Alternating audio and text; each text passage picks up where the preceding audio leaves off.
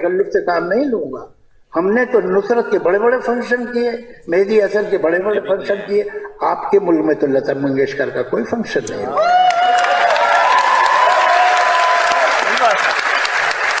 तो हकीकत ये है, चलिए अब हम एक दूसरे को इल्जाम न दें, उससे सॉल्व नहीं हो। ये अहम बात ये है कि ये जो आजकल इतना गर्म है फिजा, वो कम होनी चाहिए। हम तो बम्बई के लोग हैं, हमने देखा हमारे शहर पे कैसे हमला हुआ था। तो वो लोग नॉर्वे से तो नहीं आए थे, ना इजिप्ट से आए थे, वो लोग अभी भी आपके मुल्क में घूम रहे हैं।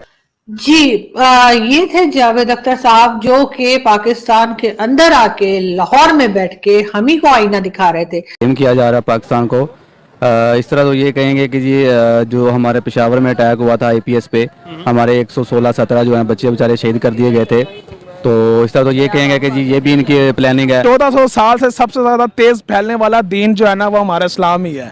तो उसके मुखालिफ सारी इसी तरह उठेंगे ना। हिंदू मजहब को आए हुए तकरीबन 200, 300, 400 साल हुए, इस्लाम को आए हुए ठीक है जितने नहीं आप देखें, आप हिस्ट्री थोड़ा सा अगर जाने। ठीक, पहले तो इसको इस पैमाने में देखें कि इंडियन प्रोपेगेंडा इफेक्टिव था, और उसकी इफेक्टिवनेस की मिसाल ये है कि हमारे अपने लोग यहाँ से हमें ब्लेम करते रहे। हमारे प्राइम मिनिस्टर जो साबका थे, उन्होंने कहा कि उन्होंने जाके बताया वो कहां तो से मैं था? समझता हूँ कि इतनी शर्मनाक उस शख्स ने हरकत की है कि उसकी माफी नहीं हो सकती उस आदमी की, लेकिन बार सूरत ये हरकत की, और हमारे अक्सर लोग करते थे, हमें अपना हाउस एंड ऑर्डर करना है। जबकि अब समझने वाली बात यह है कि ये चीज तो जावेद साहब बहुत से पाकिस्तानियों को मालूम है और मानते भी हैं।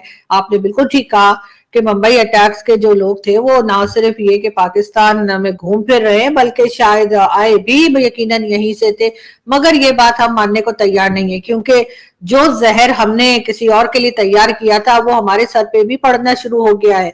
ये और बात है कि जो हमने कहा जाता है कि बहुत सी ऑर्गेनाइजेशंस बनाई थी, टेरर ऑर्गेनाइजेशंस बनाई थी पाकिस्तान ने, अब उसमें से एक में से कई कई हजार जो है वो ग्रुप्स निकल के बन गए हैं, और अब अगर ये कंट्रोल करने की कोशिश कर भी रहे हैं तो इनसे कंट्रोल नहीं हो रहा।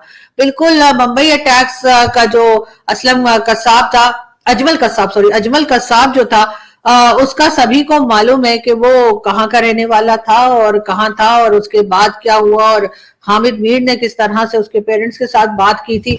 मगर